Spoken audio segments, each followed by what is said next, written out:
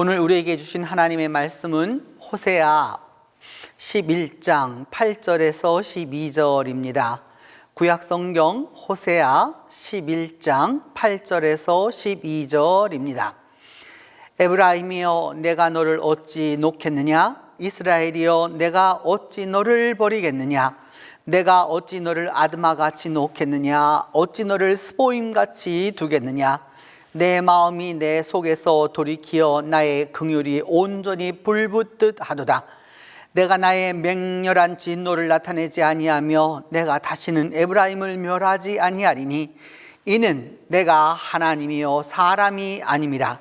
내 가운데 있는 거룩한 인이 진노함으로 내게 임하지 아니하리라. 그들은 사자처럼 소리를 내시는 여호와를 따를 것이라. 그들은 애굽에서부터 새같이 아수르에서부터 비둘기같이 떨며 오리니 내가 그들을 그들의 집에 머물게 하리라. 나 여호와의 말이니라. 에브라임은 거짓으로 이스라엘 족속은 속임수로 나를 애워쌌고 유다는 하나님 고 신실하시고 거룩하신 자에게 대하여 정함이 없도다. 오늘은 하나님 학당 12번째 시간 신실하신 하나님을 주제로 호세아 11장 8절로 12절 말씀을 우리가 함께 상고하도록 하겠습니다. 호세아 11장 8절은 이렇게 말씀합니다. 에브라임이여 내가 어찌 너를 놓겠느냐? 이스라엘이여 내가 어찌 너를 버리겠느냐? 내가 어찌 너를 아드마같이 놓겠느냐? 어찌 너를 스보임같이 두겠느냐? 내 마음이 내 속에서 돌이키어 나의 긍휼이 온전히 불붙듯 하도다 라고 하는 아주 하나님의 간절한 모습이 호세아 11장에 있는 말씀입니다. 호세아 선지자는 북왕국에서 선지자로 역할을 했었는데 그 문서 예언자로는 두 번째 예언자입니다. 아모스 선지자가 남쪽에서 북쪽에 가서 예언을 한 첫 번째 선지자였다면 호세아는 북왕국의 그 멸망까지 보게 되는 두 번째 선지자였습니다. 그래서 그 호세아는 북왕국 이스라엘이 멸망할 것에 대하여서 늘 그것에 대하여서 암시를 주고 또 거기에 대하여서 하나님의 말씀을 전파하고 다시 돌아오도록 하는, 하나님 앞으로 돌아오도록 하는 그것에 대하여서 말씀을 전하는 선지자였습니다. 그래서 오늘 그 신실하신 하나님이라고 하는 이 주제를, 이 말씀 타이틀을 바로 이 호세아에서 선택한 것입니다. 하나님은 말씀합니다. 에브라임이여 라고 하는 이 에브라임이라고 하는 말은 북쪽 10지파를 다 일컬어서 말할 때 쓰이게 됩니다. 실질적으로 에브라임은 야곱의 아들은 아닙니다. 근데 여러분 역사 속에서 이렇게 보게 되면 반드시 야곱의 12아들이 다 지파가 되는 것이 아니라 요셉의 아들이었던 아들들도 그 지파에 속하게 됩니다. 그래서 에브라임은 북왕국 이스라엘을 대표하게 되는 이름 가운데 하나입니다. 그래서 북왕국 이스라엘아, 애가 너를 어찌 놓겠느냐? 이스라엘아, 어찌 내가 너를 버리겠느냐라고 하나님의 그 아주 안타까운 그 말씀부터 시작이 됩니다. 그러면서 하시는 말씀이 내가 너를 아드마같이 놓겠느냐? 스보임같이 두겠느냐라고 이렇게 말씀하면서 내가 내 마음에 내 긍휼이 내 마음 속에서 불붙듯 하다라고 이렇게 말씀하고 있습니다. 여러분들은 소돔과 고모라에 대하여서는 잘 알고 있습니다. 소돔과 고모라 이야기는 너무도 많이 들었기 때문입니다. 소돔과 고모라 이야기는 여러분 이 그러니까 남쪽 유다를 중심으로 주어진 이야기이고, 그 다음에 이 스보임과 아드마에 관한 것은 실질적으로는 북왕국에서 많이 이야기된 것 가운데 하나입니다. 실질적으로 지역으로 보아도 사해에 있었던 것으로 보이게 되는데, 여러분들 그 지도에서 보시면 그 윗지도가 바로 아드마와 그 스보임을 말하고 있고, 그 다음에 소돔은 그 밑에 나와 있는 대로 소돔을 이야기하고 있습니다. 내용은 똑같은 것입니다. 그러니까 소돔과 고모라의 그 완전히 황폐함과 하나님의 그 심판과 이 모든 것을 말해 주었던 것처럼 스보임과 아드마도 동일한 것이다 라고 할 수 있습니다. 그래서 이 아드마라고 하는 그 히브리말 아드마흐라고 하는 것은 바로 이 광야를 말하고 유황불로 내려져서 완전히 황폐하게 된 바로 그러한 곳입니다. 창세기 14장 2절을 보면 아드마 왕 시납과 스보임 왕 세메벨과, 그러면서 그 위에 소돔 왕 베라와 고모라 왕 바르사와 이렇게 해서 그 이 도시가 전부 다 이렇게 병치하는 것을 우리가 알 수 있겠는데, 그 소돔과 고모라는 남쪽 왕국을 유다를 중심으로 하는 말씀으로 주어진 거고, 아드마와 스보임은 북쪽을 중심으로 이루어진 것입니다. 그래서 신명기 29장 3절에도 보면은 소돔과 고모라가 멸망할 때처럼 아드마와 스보임이 무너진 것 같을 것이다 라고 얘기해서 동일한 것으로 말씀하고 있습니다. 이 그 스보임이라고 하는 단어는 아까 여러분 아드마라고 하는 건 광야라고 보셨다면, 스보임은 이 가젤 영양을 말합니다. 이게 가젤 영양을 말하게 되는데, 대체적으로 중동과 아프리카에 걸쳐서 살고 있는 그런 동물인데, 그 뿔이 아주 그 아름다운 것이죠. 그런데 이런 것들이 다 무너져 내리겠다라고 이제 얘기하고 있는 것입니다. 그러면서 하나님은 그 북왕국 이스라엘이 결코 멸망하길 바라지 않아서, 이 아드마와 스보임처럼 다 멸망하지 않아서 내 마음의 긍휼이 온전히 불붙듯 한다라고 그렇게 말하고 있습니다.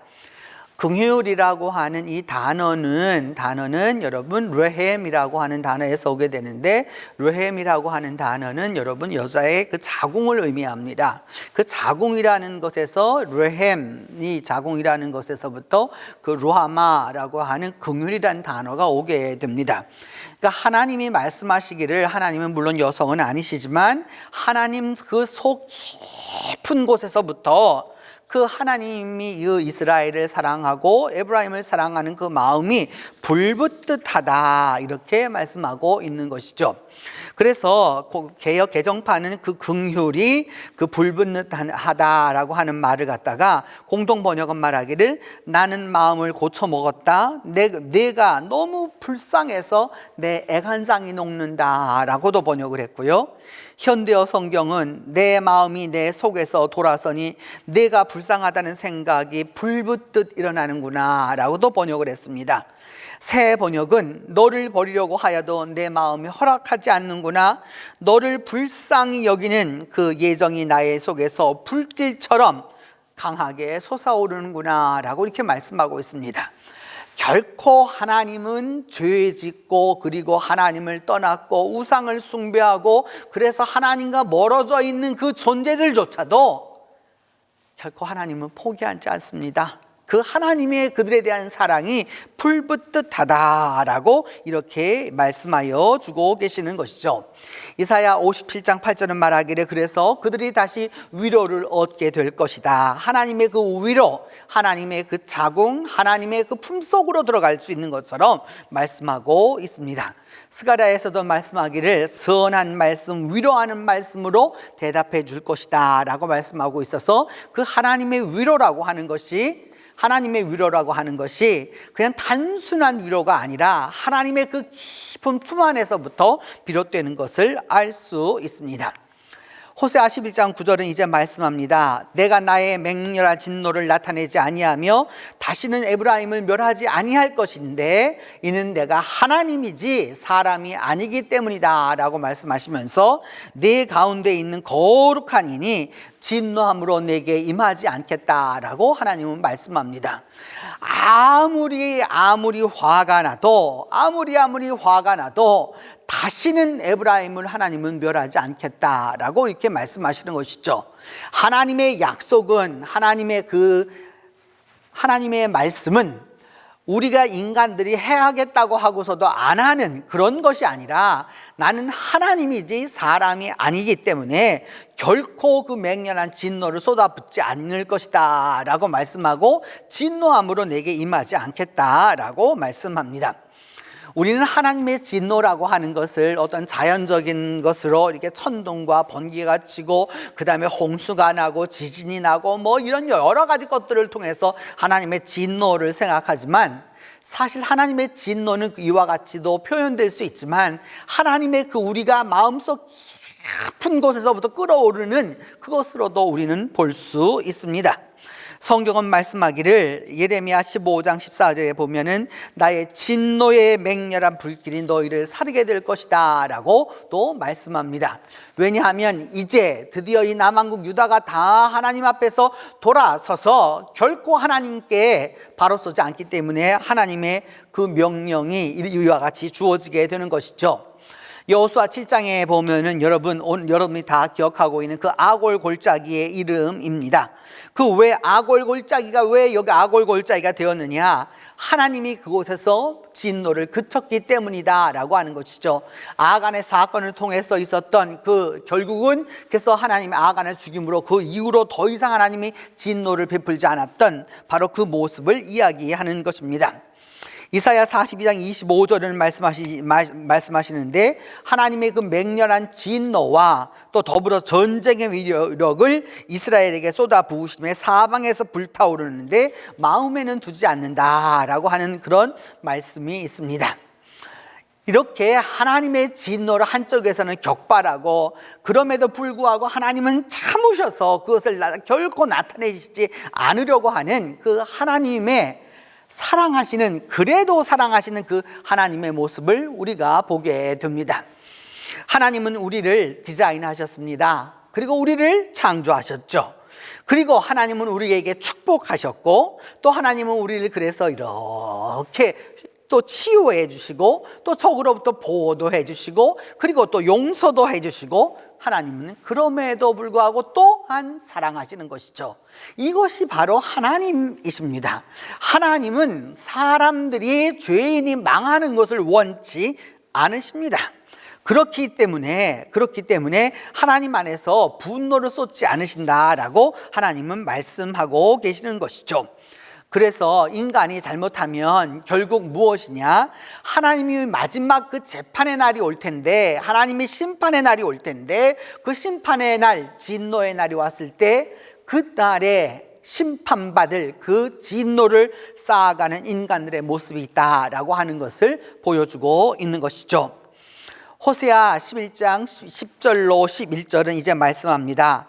그들은 사자처럼 소리를 내는 하나님의 소리를 듣게 될 거다. 사자가 어흥거리는 그렇게 으르렁거리는 소리를 듣게 될 건데 하나님의 그 소리를 내시면 자손들이 서쪽에서 떨면서 오고 애굽에서도 오고 아수르에서부터 다 오게 될 건데 내가 그들의 집에 머물게 하리라 라고 말씀하고 있습니다. 하나님의 음성을 듣고서 남쪽과 북쪽과 서쪽 그 모든 것에서부터 이스라엘 백성이 다시 모이게 될 것을 하나님은 말씀하고 계십니다. 사자라고 하는 것은 오늘날 우리들은 동물로만 생각합니다. 그러나 사자는 성서시대에는 동물이 아니었습니다. 이는 곧 하나님의 이미지와 동일시되었던 것이죠. 그래서 그 옆에 여러분 앞에 보시는 대로 보면 이집트 시대에도 이미 이 사자를 무엇으로 사용했느냐 하면 신의 모습으로 사용했고 또 신으로 믿었습니다. 호세아 5장 14절에 이렇게 말씀합니다. 내가 에브라임에게는 사자 같고 유다의 족속에게는 젊은 사자 같으니 라고 말씀하면서 하나님을 사자와 같다라고 말씀하고 있는 거죠. 그런 부분에서 우리는 그냥 동물 사자가 아니라 하나님 성경에서 사자가 나타나게 되면 이는 하나님을 대신하시는 하나님을 대행하는 그런 상징적 존재로 보게 되는 것이죠. 성경에는 말합니다. 여호와를 찾는 자는 젊은 사자가 그러니까 다른 힘 있는 그 사자가 배가 고플지라도 하나님을 찾는 자는 결코 그렇게 부족함이 없다라고 말씀하고 있는 것이죠. 호세아 13장 7절은 그래서 이렇게 말씀합니다. 내가 그들에게는 사자 같고 그들은 길가에서 기다리는 표범과 같다라고도 말씀하고 있는 것입니다. 그래서 호세아 11장 12절은 말씀하기를 에브라임은 거짓으로 이스라엘 족속은 속임수로 나를 에워쌌고 유다는 하나님 곧 신실하시고 거룩하신 자에게 정함이 없다. 나 북왕국 이스라엘과 남왕국 이스라엘 모두가 다 하나님 앞에 올바르지 못하다라고 얘기하고 있는 것이죠. 북왕국은 거짓과 속임수로 유다는 남왕국은 뭐냐? 하나님에 대하여서 그 하나님의 신실하심과 거룩하심에 대하여서 왔다 갔다 하면서 그 정함이 없어서 함부로 행동하고 있다라고 말씀하시는 겁니다. 그럼에도 불구하고 하나님은 어떤 분이냐? 오늘 우리가 이 말씀의 제목이 신실하신 하나님인데, 이렇게 할지라도 하나님은 결코 흔들림이 없는 신실하신 분이라는 겁니다. 하나님, 그 거룩하신 하나님에 대하여서 유다가 정함이 없다라고 말씀하고 있는데, 거룩하신 하나님에 대하여서 레위기 11장 44절은 이렇게 말씀합니다. 너희 하나님 여호와는 거룩하니 너희도 거룩하게 살아라 라고 이렇게 말씀하고 있습니다. 레위기 19장 2절은 말하기를 이스라엘 온 회중은 거룩하라, 왜냐하면 여호와 하나님이 거룩하기 때문이다 라고 말씀하고, 또 시편은 말하기를 하나님의 도는 지극히 거룩해서 감히 누가 하나님과 같이 위대한 분이 있겠느냐라고 시편 기자는 고백하고 있습니다. 그리고 더불어서 하나님의 그 신실하심에 대하여 북왕국 이스라엘은 속이고 이렇게 하나님 앞에 바로 서지 못하고, 남왕국 유다는 무엇이냐? 하나님의 그 신실하심에 대하여서도 정함이 없다라고 말씀하고 있습니다. 신실하신 하나님이라고 하는 말은 신명기 7장 9절을 보면 분명하게 말합니다. 내 하나님 여호와는 하나님이신데 어떤 분이냐? 신실하신 분이라 라고 말씀하고 있습니다. 시편 119편 86절은 말씀하기를 주의 모든 계명들은 신실합니다 라고 말하고 있죠. 신실하다라고 하는 말은 믿음이 좋다라는 뜻도 되고, 성실하다라고 하는 말도 되고, 충실하다는 말도 되고, 하나님 안에서 가는 그 길에서 변함이 없는 것을 일컬어서 우리는 뭐라? 신실하다라고 말하게 됩니다. 하나님이 사람을 심판할 때에 사무엘상 26장 23절은 사람의 그 공의와 신실을 따라 갚아주신다라고 말합니다. 하나님과의 관계가 어떠하냐, 그 다음에 그 사람이 그 충실함이 있느냐 신실함이 있느냐에 따라서 하나님은 분명히 거기에 대해서 갚아주심이 있다라고 말씀합니다. 신약 히브리서 10장 23절은 말씀합니다. 약속하신 분, 우리에게 그것을 약속하신 분, 하나님은 미쁘시니 라고 표현했는데, 미쁘다라고 하는 말은 신실하다는 말입니다. 그래서 우리가 믿는 도리의 소망을 움직이지 말고 굳게 잡자라고 말합니다. 하나님은, 그래서 여러분 그 밑에 있는 그림이 있죠? 하나님은 신실하신 분입니다. 어제도 신실하시고 오늘도 신실하시고 내일도 신실하신 분이다 라고 말씀하고 있는 것이죠. 하나님은 우리가 변해도 하나님은 변하지 않습니다. 우리가 잘못된 길로 가도 하나님은 포기하지 않습니다. 하나님의 신실하심이라고 하는 것은 오늘도 우리가 잘못된 길을 갈지라도 하나님의 그 신실하심은 영원토록 변함이 없는 것이죠. 그렇기 때문에 어제도 하나님은 신실하셨고 오늘도 신실하신 분이고 이제 다가올 내일 또한 신실한 분으로 하나님이 우리에게 역사해 주시는 것입니다. 하나님을 믿는 자, 신실하신 하나님을 믿는 자는 하나님의 그 신실하심을 따라서 흔들림 없이 나아갈 때 그 신실하신 하나님이 우리와 함께해 주시는 것입니다. 이제 우리 분당 우리 교회가 찬송하는 하나님의 신실하심을 우리 함께 하도록 하겠습니다.